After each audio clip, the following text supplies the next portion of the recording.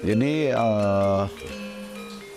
setelah mendapatkan pengalaman dari bekerja di sepulang kuliah dulunya kurang lebih mendekati 3 tahun ya, dua setengah tahunan lebih. Di tahun 2008 saya itu mau mencoba memberanikan diri untuk membuka workshop sendiri di rumah, yang mana awalnya itu adalah workshopnya cuma mengerjakan pinstripe saja.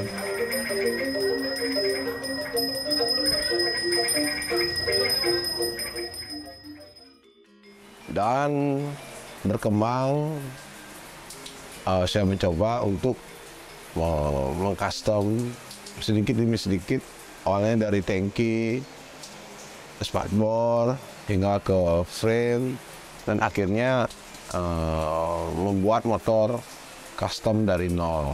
Setelah berjalan, kalau nggak salah 10 tahun jalan, 11 tahun, 2008 sampai 2019, 11 tahun. Di 2019 tuh saya belum corona ya, jadi saya di umur 10 tahun lah tepatnya ya. Saya sudah agak galau dalam artian, kok bengkel saya segini-segini aja gitu. Sudah 10 tahun jalan, dan melihat juga karir-karir teman di teman-teman kuliah, teman-teman sekolah, semua bekerja nggak sampai 10 tahun itu udah terlihat hasilnya. Terus saya berpikiran, kok saya banyak seperti ini menginvest barang di bengkel, kok nggak ada, kok lama banget putarannya gitu. Dan akhirnya lama saya memikirkan itu, mungkin berbulan-bulan, akhirnya saya sedikit sedikit ingin melepas sebenarnya bengkel saya dan ingin masuk ke suasana baru. Ingin beralih bahasanya, beralih ke pekerjaan lain yang istilahnya yang putarannya lebih cepat gitu. Setelah 2019 masih galau, dan akhirnya tanpa di luar dugaan adalah istilahnya seperti musim yang melanda zaman itu, namanya nggak sih musim, jadi seperti apa ya, yang namanya corona itu 2019 itu, yang mana semua pilihan pekerjaan yang saya inginkan itu drop dan tiarap. Wah, kenapa ini ya gitu? Ada apa dengan dunia ini ya? Kok semua yang saya inginkan ternyata setelah saya udah fix ingin merubah karir saya, kok malah ada musibah seperti ini gitu.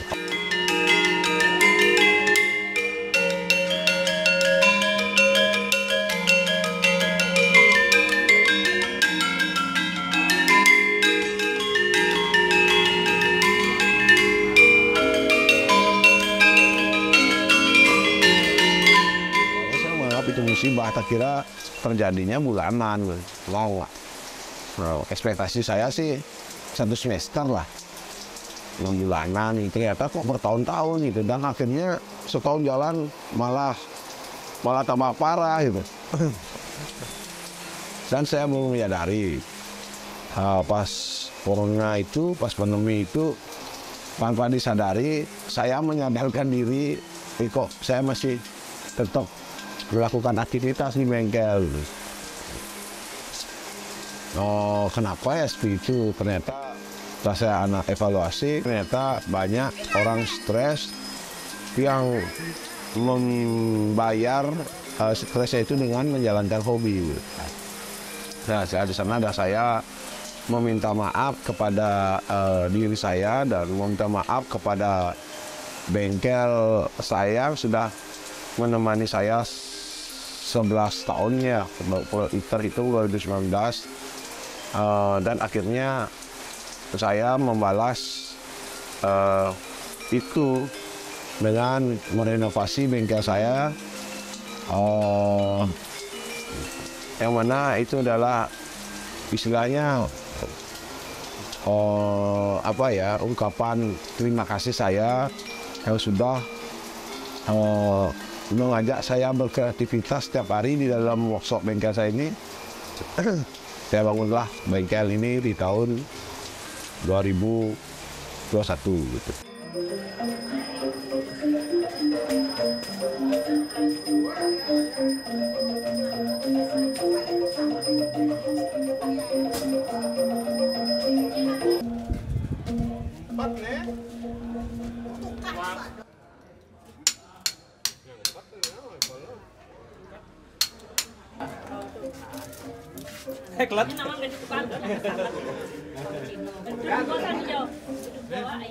Jadi mak dumpo, jemaah mau kini mayap semua.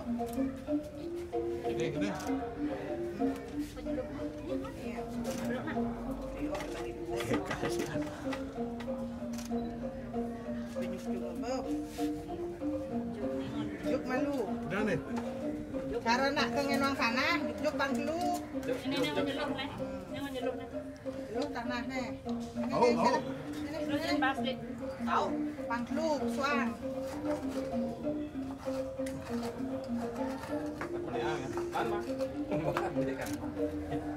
Mak dasar.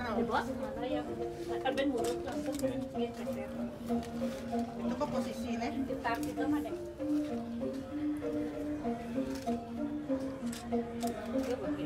Posisi gitu.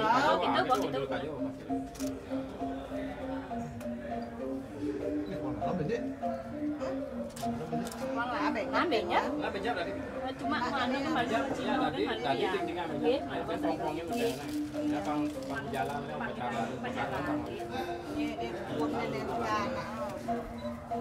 minyak ben betul.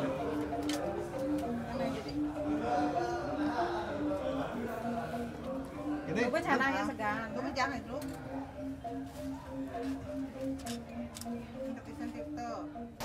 Dan kemarin diupacarai secara maksudnya secara budaya dan agama saya, yang namanya istilah Balinya melaspas ya, dilaspas bahwa secara agama atau budaya ini sudah sah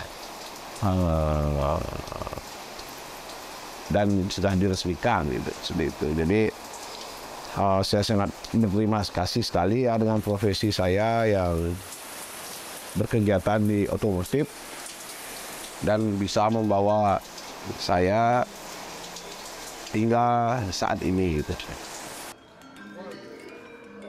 Ayo kawan-kawan, kita lihat caranya ngurip.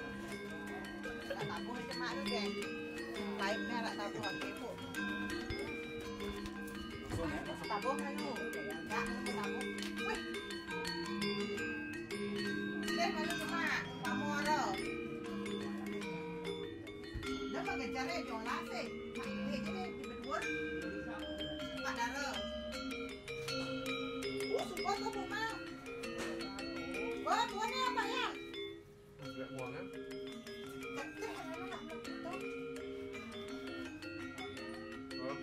Oh, di selam aja.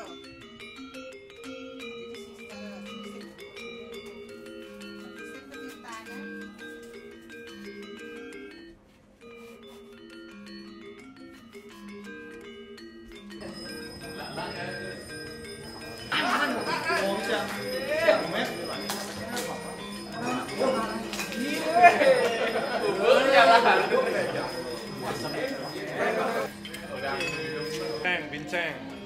Lihat aja ya. Nah, itu sedikit cerita kenapa saya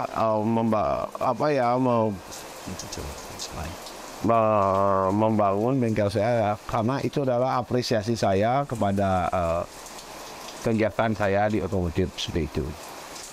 Nah, yang lepas dari itu ya, jadi dari saya memilih untuk merenovasi sebagai semangat baru saya, dan gayanya pun saya untuk megannya sangat idealis sekali dengan selera saya ya. Saya mengambil gaya industrial, yang mana gaya itu sangat satu yang memang saya banget itu. Jadi dari materialnya besi, kayu, dan konkret itu jadi satu panduan yang memang secara visual saya suka sekali ya. Dan referensinya banyak sekali saya menggali di internet. Di samping pengalian referensi yang cukup banyak ya, desain bengkel saya ini juga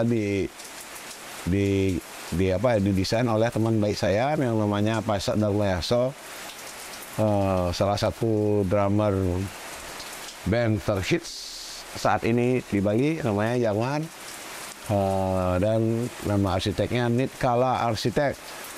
Terima kasih yang sudah mendesain workshop saya ke Dugenes sehingga menjadi workshop terindah di mata saya ya.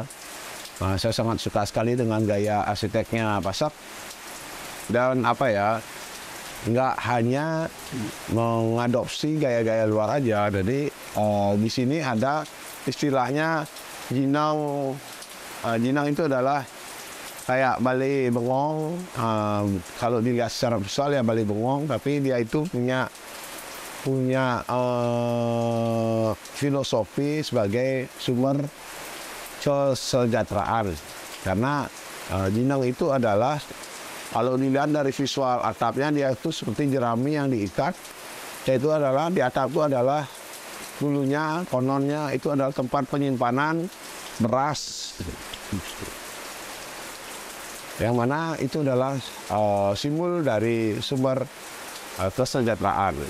Jadi tantangan arsiteknya sebenarnya ada ya, bagaimana gaya industrial ini tetap mengadopsi kebutuhan budaya di Bali gitu. Jadi perpaduan antara perpaduan antara gaya arsitek modern dengan tradisi itu harus ada. Nah, di sana tantangannya Pasak sebenarnya yang saya ingin lihat, ternyata dia bisa menjawab semua kebutuhan saya dengan baik. Dan saya sangat bangga sekali memiliki sahabat seperti dia. Dan pokoknya dia the best buat saya. Atuh pangadang-adang.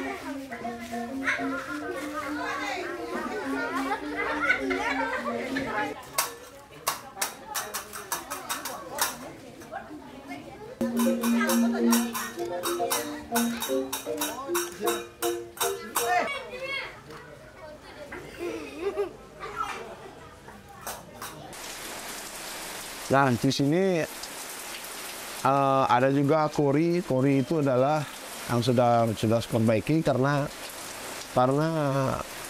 kori itu adalah tempat masuk ya, tempat gapura utama, yang mana saya renovasi juga supaya menjadi satu kesatuan bangunan dan mengambil gaya Majapahit. Saya terinspirasi melihat pura Majapahit yang ada di Gerenceng.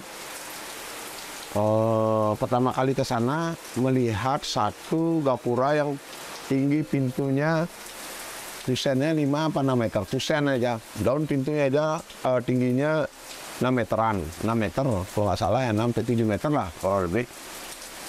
Nah, langsung saya terpikat untuk hati itu langsung terpikat untuk ini harus ada nih selalu di mata saya gitu.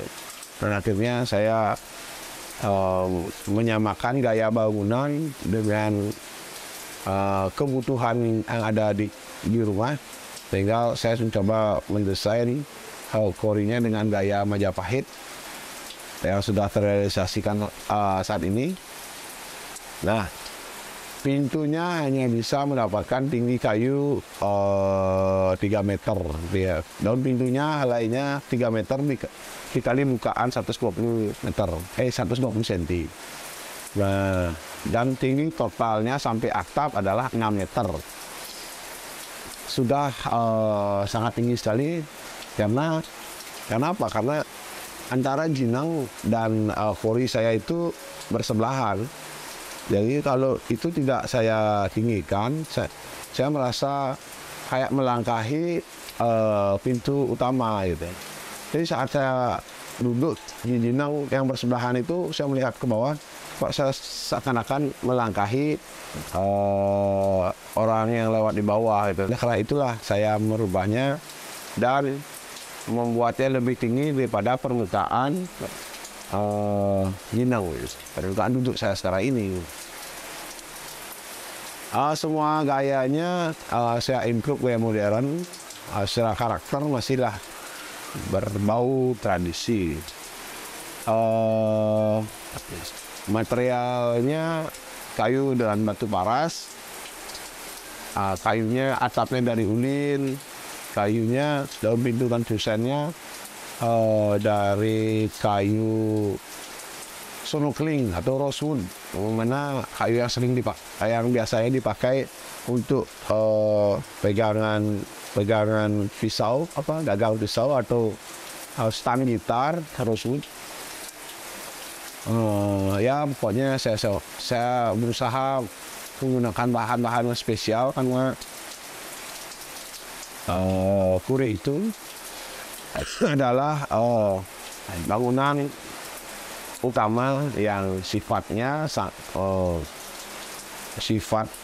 itu berumur, maksudnya akan berumur panjang. Dalam artian kalau Kure itu harusnya nggak akan diperbaiki gitu biasanya. Jadi saya menggunakan bahan-bahan yang agak kuat supaya umurnya bisa tembus di atas 50 tahun gitu.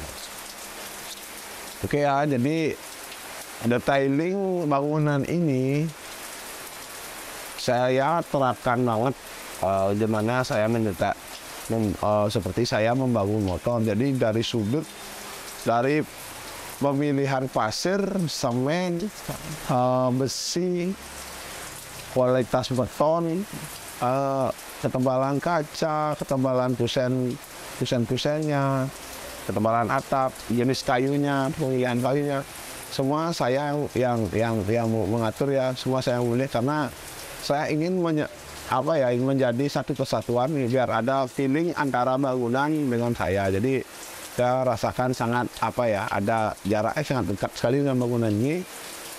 Dan saya sangat bersyukur sekali untuk tahun ini karena saya sudah bisa menyelesaikan, walaupun ini masih bisa dikatakan 75% ya, karena kurang adalah isian dalaman aja, sekat-sekat posisinya antara kantor, space wood, spray wood atau gudang-gudang lainnya. Jadi sekian penjelasan sedikit tentang kenapa saya antusiasnya merenovasi bengkel saya dulu dengan gaya yang baru ini, karena ini adalah berwujud terima kasih saya kepada dunia otomotif yang selalu menemani saya walaupun situasi apapun yang melanda hari-harinya. Pokoknya ini adalah hadiah buat pekerjaan atau kegiatan saya sehari-hari. Oke, terima kasih. Jumpa lagi di cerita-cerita berikutnya. Dan jangan lupa subscribe, like channel saya.